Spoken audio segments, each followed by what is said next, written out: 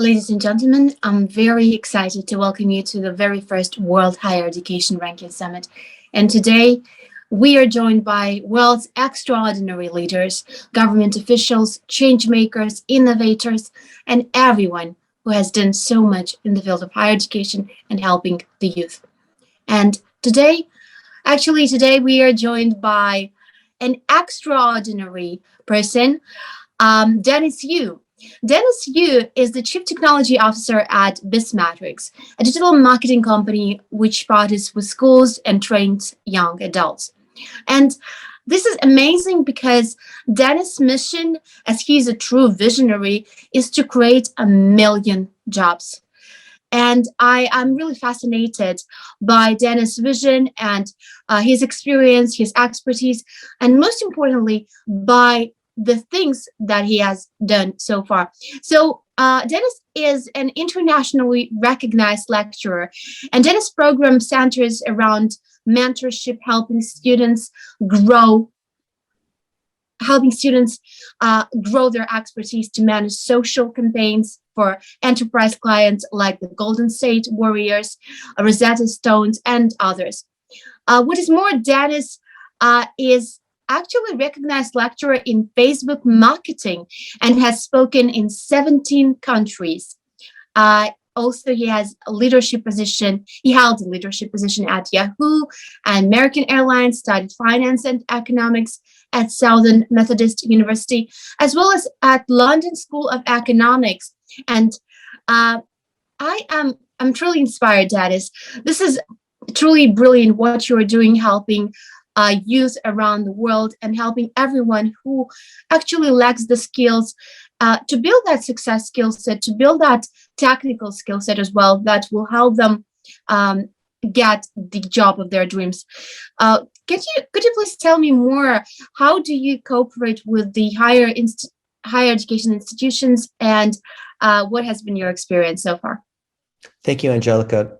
What I love about higher education is that all the faculty and administrators that I meet, they all believe in creating jobs. They all are there to serve these students instead of making money in industry, which they could do so much more. A few days ago, I flew to Utah to Ensign College, where we've taught there the last 6 or 7 years.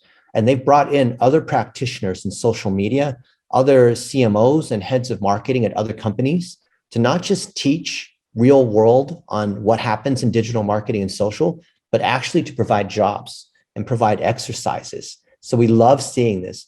Before we turn the camera on, we were talking about my friend, Dr. Karen Sutherland at the University of the Sunshine Coast, and how every year she has 200 of her students not just go through her course on social media, but have these students in groups adopt local businesses. So they're actually implementing digital marketing, actually creating social media videos and running ads and driving real results for these businesses. They have to communicate, prepare the results, prepare the case study, be able to communicate with the client.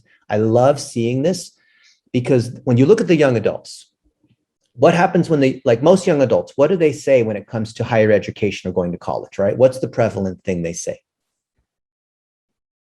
Well, most young adults are really confused. They do not know what to do. They didn't know where to go, and they lack mentorship. And so because they lack that direction and the mentorship, it's not because the university is outdated or because they should just become an entrepreneur immediately, or because school is college isn't relevant anymore because I can just go to YouTube or whatnot. It's because there's not a clear path between going to school and having some kind of employment, right? If you're going to do continuing education or vocational education to be a plumber or a pilot or a doctor or a surgeon or something, that clearly leads towards employment. You become an attorney, you pass the bar, right? All this, you'll be an attorney. When it comes to things like social media, digital marketing, it's the same kind of thing. We equip schools with our educational programs. We provide it completely free. We have thousands of industry practitioners that volunteer their time because they believe in creating jobs. It's a great way of giving back. And thus, we've built a closer partnership. We've enabled a closer partnership between the universities and the social media practitioners in that particular city. So we just happen, it's not just me, I'm happy to teach as well, but there's so many other people that are practitioners like me that believe in bringing industry and higher education together. So that way, the school is still providing the accountability. The school is still providing that kind of infrastructure and program, the accreditation that leads towards a degree, but there's also real experience along the way because that school can reach out to other real estate agents and restaurants and whatnot that would love to have students that are doing marketing, social media, digital PR, work on their business following the overall curriculum that we've set. And so this is the partnership that we love to see. It's creating a lot of jobs, a lot of experience. And what do you think happens with some of these businesses that were able to hire these micro student agencies while these kids were still in undergrad, while they were still in school? What do you think happens when that student graduates with that business? A lot of these businesses are hiring these students out of the program. Isn't that awesome? They're getting real experience, and the experience is beyond just an internship because it's well structured, because the university is overseeing the overall program, because the training and exercises that they're doing fits into the curriculum and learning objectives that they have for each of those classes. I love this. This is actually brilliant, and it helps so many people find purpose in their life. And my question is to you, how did you decide to do this? Why did you decide to give back to the community and to help youth realize their potential? When I was 21, which was 26 years ago, I was very, very fortunate to be mentored by the CEO of American Airlines. And his name was Al Casey. And this man opened up so many doors for me. I didn't know anything about business. I was very good at school, very good at math, but I didn't understand how do you apply for a job. I didn't understand interpersonal relationships and meetings. And I didn't really have a direction or a vision. I was very smart, but I didn't know what field I wanted to go into because there's just so many different things. And I'm a young adult and I don't know. And he guided me. He mentored me. He introduced me to other people. I met presidents of the United States. I've met other heads of state. I've had dinner with, Margaret Thatcher or Colin Powell and people like this. I have no business meeting these sorts of people, right? But he believed in me. And that mentorship means so much to me a quarter of a century later that all along I've been thinking, how do I replicate that for other students where they can get mentorship? And so I mentored a lot of students, but I found that I could only mentor so many students myself. But I found other like-minded business owners, other entrepreneurs that said, we want to mentor as well. We want to do things in our community. We want to be able to give back. We want to donate our time. So we've had all these different entrepreneurs contribute their expertise for free and put it into an overall training program that anyone can be able to benefit. So I was telling you earlier, my friend Glenn Vo, he's a dentist. And he's a very successful dentist, been doing it a long time. He teaches at the dental colleges. So all these new people that want to be dentists, they learn from his technique.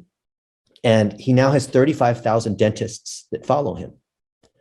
And now that he's partnered with us, he's teaching these other dentists how he does digital marketing using our systems and processes. So what do you think happens when these 35,000 other dentists say, this is how Dr. Glenn Vo does his marketing. This is how he gets new patients. This is how he trains up the front office staff. This is how he handles the front desk. This is his new patient onboarding process, right? This is how he builds his personal brand. This is how he's active in his church. This is how he's active in the local community and involved in programs to prevent, drunk driving and other sorts of things, right? He's teaching all these other dentists how to do that. And these other dentists will say, wow, I would like to have the same kind of thing. I also need people working in my office. I also need someone else helping me with my marketing. And where do you think they turn? They say, in the group, they say, great, who do we have that is competent, that has gone through this? And so we want to pull that from the university side. We want to pull all these other students, these young adults that know how to do social media and digital, serving these other dentists. Because think of it this way. You have all these business owners, let's say a real estate agent, the average age is 53 and they're a mom. How likely are they going to know how to use Twitter or Instagram or Facebook or TikTok? Versus how likely is that young adult, and they may or may not know how to actually run TikTok ads or whatever, but the perception is that young adult understands social media. They just were born with social media in their hand. So we're bringing these together. What a great opportunity to bring all these millions of young adults in contact with these business owners. But if we just introduce them directly, then it's going to be chaos. So we need the universities to help administer the program, right? To have accountability, which is great. The whole point of a 4-year or more degree program is there's accountability along the way. There's assessment. People have to turn in exercises. They have to provide a report. So we believe the universities are the perfect vehicle to be able to enable both sides coming together. So I think the university is the ultimate mentorship at scale. So in the same way I was mentored by the CEO of American Airlines a long time ago, I believe universities can enable that same mentorship type of structure for all these students that are coming through now, especially because of social media. I love this because when I started at university, I didn't have a mentor. This concept of mentorship has been really popular for a while, but practically we didn't have that. And having that luck of finding the mentor, it actually saves years of mistakes and years that could have been put in something more valuable. So mentorship programs are essential for success, for building confidence, for building business connections, for building soft skills. But what is your opinion? How can universities practically integrate mentorship into curriculum? So the mentorship is something that we are all doing in sort of a non-official and in an official sense. So technically, I believe that all faculty are mentors, because if you're not, and then you don't truly care for the success of your students. And certainly there's informal mentorship, because there can be business leaders that, they arrange like speed dating, a mentorship thing where you can choose a mentor and you meet every month and but I don't think that's as well structured as having what we call these lighthouse figureheads. So when we have someone like Tommy Mello, who is the CEO of A1 Garage, and he has 20 or 30,000 home service businesses that follow him because he's a very successful home service business, or Dr. Glenn Vo, or Tom Ferry, who's very successful in real estate, and he has 450,000 real estate agents. All of these people who are number one in their industry are mentors, and they're figureheads that allow other people, other real estate agents that follow Tom Ferry, other dentists that follow Glenn Vo. All of these dentists can mentor these other young adults, right? So now we're talking about creating a group of hundreds of thousands of business owners that are working directly with these young adults that are in university still. And so that's one kind of mentor who's kind of a client, but also a mentor, because they believe in the young adult, because they understand that the university is supervising this, and the young adult is maybe not a professional, but they're willing to be flexible because they believe in what we're trying to do. The professor is a mentor. You have other people like me who are experts in digital marketing or social media or analytics or building websites. We are all mentors because we're providing support. So when you have a multiple mentor situation, because of the teacher, because of the industry expert, because of the functional expert, like me for like SEO or PPC, then that enables the student to be able to go through the curriculum and complete the exercises and drive sales for the underlying businesses over here on this side. So that means driving more buyers and sellers for the real estate agents that they're trying to buy and sell houses. That's driving more patients to the dentist, right? And when we see that the student's able to go through these steps and drive economic success, that's proof that the combination of the professor, the industry expert, and that digital marketing expert together, we have to bring all of these worlds together. That's what really needs to happen. I don't believe that mentorship from faculty alone is enough. I don't believe that industry mentorship, where you just learn from someone who owns a restaurant, who owns a particular kind of business, I don't believe that's enough. And I don't believe mentorship from people that are good at building websites or editing video or running LinkedIn posts or whatever. Like, I don't believe that's enough, because that's more tool and specialty and skill focused. I believe that every student should have a mentor, a combination of mentors in each of these three realms. And the beauty is that there's organizations that bring that together. right? For example, I'm speaking at the Integrate conference in August in West Virginia, where we have a lot of professors that are coming together, talking about how they're sharing curriculum and programs and starting these student-run agencies. So that's the whole higher education side. Or like WEARS, right? That's a great way to bring together a lot of players in higher education. But we have a lot of industry associations, right? So here in Las Vegas, we have a lot of people will come in for their big conference, and it could be the American Veterinary Association. So all the veterinarians are coming together, right? And so we can tap into the mentors from here. And then like in our partnership with Fiverr, Fiverr has a bunch of freelancers, or our partnership with onlinejobs.ph, they have 2 million virtual assistants. They're the world's largest site for virtual assistants. We have mentorship here in different programs. So I believe that you have to cross all three of these areas, because if you do just one, you're not going to be able to bring the student all the way through. They're going to have an incomplete experience. Just like if the higher education, if the universities just go through curriculum and just do tests and exams and papers, they're going to miss these other two components, right? This is a very holistic and comprehensive approach, because universities, actually what I wanted to say is that we are being watched right now by thousands of academics and practitioners and members of staff, deans, presidents of universities. So it's very important to hear the experience and the insights from someone who knows what works, who knows how to secure those jobs for graduates. And my next question would be about the rankings, because we see that ranking system today is mostly focused on academic citations and research, which is exceptional. Yes, it's really important. However, we do not see the employability as one of the top factors and in the ranking methodology. What do you think about this? What is your opinion? Where should employability stand? And is there anything else that ranking engines should take into account to give a chance to those universities that actually combine that holistic approach that you've just mentioned on giving students practical skills and providing real-time corporate or anytime practical knowledge that they need?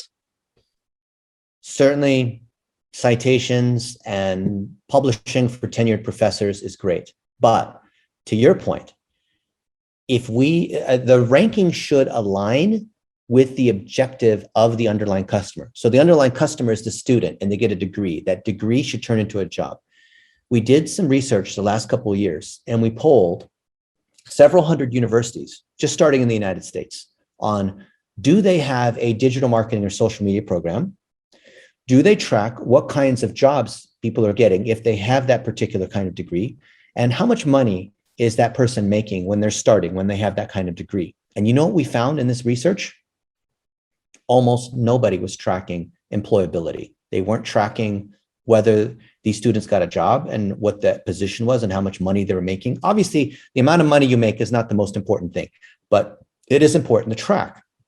And the number was very low. It was low double digits of the number of students that were being tracked. And I thought, well, that's great. You can see what percent graduate and what their SAT scores are or whatnot. But when it comes to things that are practical and vocational, such as digital marketing, where it's very clear, it's very measurable, I think that rankings through systems like WEARS should account for what, especially if we implement, adopt a local business, start your own little agency while you're still in school. The success of those programs is going to significantly influence the employability of these students that come out, because we know in modern times that merely having a degree is not enough, or having a degree plus an internship is better, but it's not enough, because employers want to see that students have actually, not just like they worked at some company, but the employers want to see that the students have actually achieved a particular kind of result. And when that happens, these students already have jobs before they graduated. And it makes my heart warm when I see this happen for thousands of these students that are getting not just digital marketing training, but they're actually working on businesses. Maybe it's a hairdresser. They get their hair cut at this one place and they didn't realize, I could help that person who cuts my hair every 2 weeks. I could help them with their digital marketing. It's actually very easy because I can see all the things that are causing them that aren't ranked in Google. I can see that their social media is broken and I can help them, and I can get course credit at the same time. And the universities see that there's no cost to be able to apply our training. We've lost millions of dollars providing this kind of training. So when you have these other precursor factors that tie into the ranking, so the big ranking, I think, should be based on what percent of students are graduating and they already have a job lined up. Is it in the field that they wanted to get a job in? And are they making enough money, right? Or are they happy with the job? I believe that the ranking should be primarily based on the employability, job satisfaction, and income of that student at the time of graduation. So that's the most important factor, I believe. And then if you trace it back, what are the other factors that lead to that success? Did they have work experience before they graduated? Have they documented this and have references and testimonials and case studies and communication showing that they've done this? Have they gone through some sort of structured career program where they're getting real industry expertise, not just writing papers?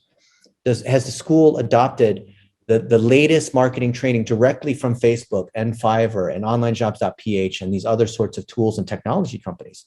I believe you can take what I believe should be the number one factor in rankings, and you can look at these other pieces that contribute towards these students being successful. This is brilliant. And I do believe that all universities must track that. And this is the measurable thing that everyone can track at universities. However, most of them fail in that. But I do believe that today's session will help many universities to understand the importance of tracking students' success and students' employability as one of the most important things. And let me tell you a little bit about Uniranks methodology. Uniranks actually is the new ranking engine that takes into account employability, student satisfaction, radar diversity and inclusion. And it is a student-centric platform, which is extremely important because we see situations where top universities around the globe remain there on their top levels. However, they lack certain support and lack the student-centric approach. So this is the new challenge that Uniranks is trying to conquer. And my last question, time has actually, it's been a really incredible interview because I was mesmerized by everything that you were saying. And if only I could learn this earlier. This is my only regret. But what would be your advice to recent graduates that are just confused when they are trying to get into the real life after their academic experience focused on learning only things that were compulsory? What is your experience to someone that didn't have mentorship yet and didn't have that guidance to skyrocket their career or their business and start from the ground? Yeah, a lot of young adults approach us and they're confused about what to do, whether they've gone to college or not. And here's the one advice I give them. Follow the person who has achieved the thing that you want to do. So there was a survey that was done last year among young adults asking them what the top profession was that they wanted. You know, what's the number one job that you want? And what do you think the answer was? All these young adults. As young adults. Yeah, as a young adult, what they want to be a dentist or a firefighter or a policeman or an entrepreneur? What do you think the number one thing is they want? Number one job they want? Among all of these jobs that you just mentioned? But they polled, right? Lots and lots of young adults asking them, what is the number one job you would like to have? What do you think the answer was? Entrepreneur? Close. The answer was influencer. Even though that's not an actual job, that's not an actual thing. You don't just it's not like you apply at the office to become an influencer, right? But that was the number one thing by far that young adults wanted. And I think a lot of faculty and administrators and university presidents don't know that that's the case. So if these young adults, they want to be influencers, who is it that they look to for their role models? They look to a lot of people on social media, right? Exactly. And do you know who the number one influencer is for young adults? He has 25. Don't tell me it's Kim Kardashian. No, Kim Kardashian is very big, but not for young adults. For young adults, the number one is Jake Paul, right? So Jake Paul reached out to me and he said, hey, let's do a program. Let's train up these young adults on how to become influencers and start their social media agency.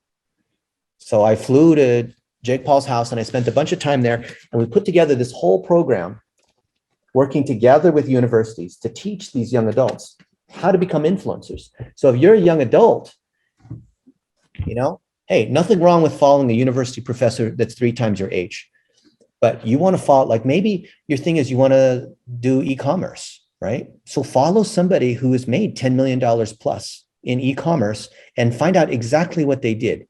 Maybe they'll become a mentor of yours. Maybe you want to go into the business of, you know, website building.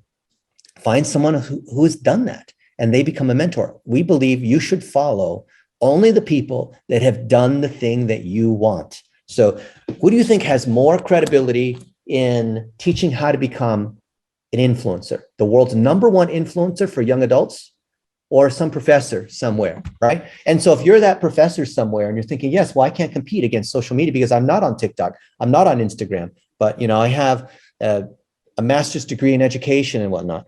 The beauty is that these folks all want to partner with universities. And it's a wonderful, this is the partnership that I'm talking about. There's mentors that are here that are very successful in social media, that these young adults already know who they are, but they need the structure, right? So you guys as administrators provide that structure. That's what a degree program is. And then you can put in content from practitioners like me and Jake Paul, and that way you're allowing the students to move through this program that has feedback and accountability, right? And they're learning the best stuff and they're taking action, because me and Jake Paul are not going to keep each of these students personally accountable, right? Jake Paul's not going to text each of these students to say, hey, did you complete the second exercise in chapter 3? No, they're not going to do that. We need the universities to provide the whole point of a university is provide that environment for learning, but you want to bring in practitioners, right? And that's my advice to young adults. So you can learn from a Jake Paul and you can watch YouTube videos for free. But how likely is it that if you just watch a bunch of YouTube videos or follow people on TikTok or Instagram, how likely is that going to result in a methodical, structured program that leads towards employment? And I think when young adults look at it this way, they say, you know, I do need the accountability of a class, of a professor, of other students, of kind of a cohort, while I'm pursuing the structured education that comes from a figurehead, someone I already know who's achieved the path that I want. I love this. This is just brilliant and absolutely inspiring way to summarize our today's discussion. And Dennis, I'm really grateful for your time, for your inspiration, for your invaluable insights. Thank and you. I know that there are lots of questions that this session has generated. So there is a chat box where you can submit your question and Dennis will happily answer this. My gratitude and my privilege to be talking to you is incredible. I am really inspired, and I know that we have a portion of young adults watching us and students and graduates that would love to get that hands-on experience and find that mentor. So thank you so much for providing that guidance. And we're really looking forward to seeing you again. Thank you so much, Dennis. Thank you. Reach out. Love to see you guys on social media.